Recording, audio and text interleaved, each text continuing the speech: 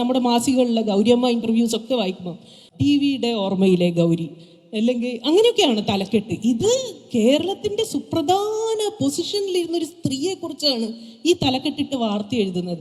അവരെ ഒരു ദുരന്ത കഥാപാത്രമാക്കി അവരുടെ എക്കണോമിക് പോളിസീസ് എന്താണ്, EMSഉം നായനാരും വിഭാവനം ചെയ്ത ഒരു കേരളത്തിൽ നിന്ന് വളരെ ഡിഫറെന്റ് ആയിട്ടുള്ള ഒരു കേരളം സ്വപ്നം കണ്ട ഒരു സ്ത്രീയാണ്. വളരെ ഇമ്പോർട്ടന്റ് മന്ത്രി പൊസിഷൻസ് ഹോൾഡ് ചെയ്ത ഒരു സ്ത്രീയാണ്.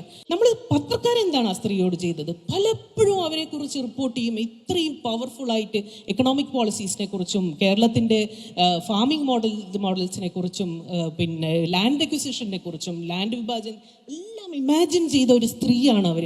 പക്ഷെ എത്ര അവസാന കാലത്തിലെ അവരുടെ ഇന്റർവ്യൂകളിൽ ഓഫ് കോഴ്സ് TV അതികായനായ ഒരു എന്താ പറയുക, he was larger than life politician.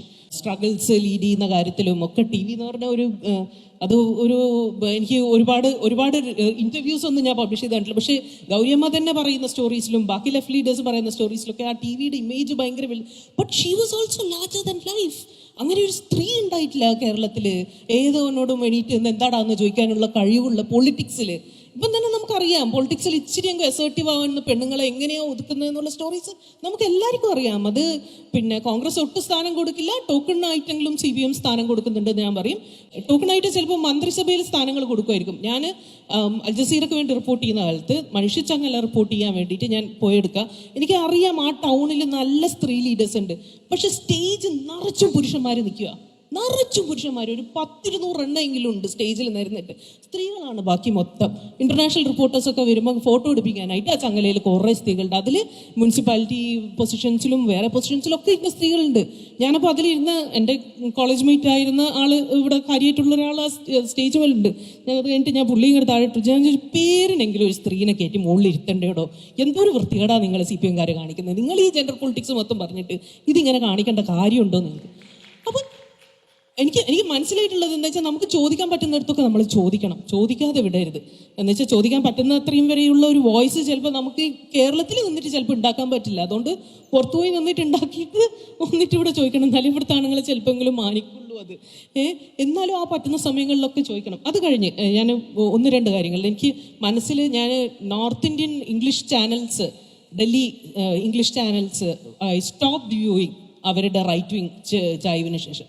എന്ത് ന്യൂസും റൈറ്റ് വിങ് ഈ ചൊവ്വയോടുകൂടി മാത്രം കൊടുക്കുന്നതിന് ശേഷം TV ന്യൂസ് കാണാൻ നിർത്തി. പക്ഷെ കേരളത്തിലെ TV ന്യൂസ് കാണാൻ നിർത്തിയത് അതിൻ്റെ ജെൻഡർ പൊളിറ്റിക്സ് ഹാൻഡിൽ ചെയ്യാൻ പറ്റാത്ത ഒരു രീതിക്ക് ശേഷമാണ്. എനിക്ക് എന്നും മറക്കില്ല, WCC ആദ്യമായിട്ട് അവരുടെ പ്രശ്നങ്ങൾ ഉന്നയിച്ചുകൊണ്ട് ഒരു പ്രസ് കോൺഫറൻസ് നടത്തിയപ്പോൾ കേരളത്തിലെ ജേർണലിസ്റ്റുകൾ അവരെ ഹെക്കിൾ ചെയ്ത ആ രീതി എന്തൊരു അപമാനകരമായ ഒരു മൂവ്മെന്റ് ആയിരുന്നു മലയാളി ജേർണലിസത്തിന്. ഒരു പറ്റം സ്ത്രീകൾ, നിങ്ങൾ ആരാധിച്ച സ്ത്രീകൾ, എന്താ പറയുക, നിങ്ങളുടെ എല്ലാ സൗന്ദര്യ സങ്കല്പങ്ങളും ഉള്ള സ്ത്രീകൾ വന്ന് നിന്ന് ഒരു പ്രശ്നം, ഒരു ഇൻഡസ്ട്രീൻ്റെ പ്രശ്നം വളരെ അവർ ഫാക്ട് ബേസ്ഡ് ആയിട്ടും വളരെ ഇമോഷണലായിട്ടും ഒക്കെ പറയുമ്പോൾ നിങ്ങൾ കൂടിയിരുന്ന് ഹെക്കിൾ ചെയ്യുകയാണോ?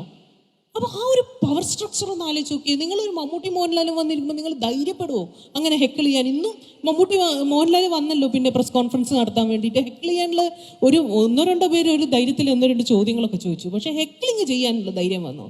അതാണ് കേരളത്തെ മാധ്യമപ്രവർത്തനം എസ്പെഷ്യലി TV ചാനലിലൂടെ ആ ഇത് കണ്ടു കഴിഞ്ഞാൽ മലയാളം ന്യൂസ് ചാനൽസ് കാണുന്നത് കുറച്ചൊക്കെ അങ്ങ് നിർത്തി.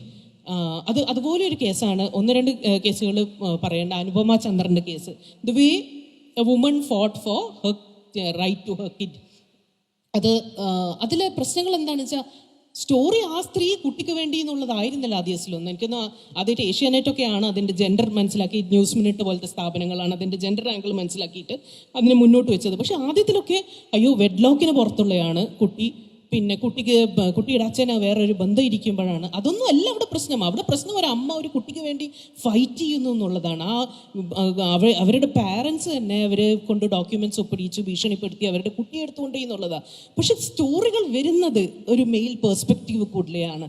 അതിൽ ടിറ്റിലേറ്റിംഗ് ഫാക്ടേഴ്സിനെ മുന്നോട്ട് വെച്ചുകൊണ്ടാണ് ആ സ്റ്റോറിൻ്റെ ആദ്യകാലങ്ങളിലെ നെറേറ്റീവ് തന്നെ പോയിട്ടുള്ളത്. അങ്ങനെയാണ് പല ന്യൂസുകളും എഴുതപ്പെടുന്നത്. കാരണം അത് വരുന്നത് ഞാൻ ഈ പറഞ്ഞ പോലെ ഈ പ്രസ് ക്ലബ് അന്തരീക്ഷത്തിൽ നിന്നൊക്കെയാണ്. അതൊക്കെ മാറി ചിന്തിക്കുന്ന ഒരുപാട് ആണുങ്ങളുണ്ടാവും. അങ്ങനത്തെ ആണുങ്ങളെ നിങ്ങൾക്ക് കോവർക്കേഴ്സായി കിട്ടുമായിരിക്കും നിങ്ങളുടെ ശബ്ദത്തിന് അതുകൊണ്ട് എപ്പോഴും my advice to every person in a news room is cultivate those male അലൈസ്.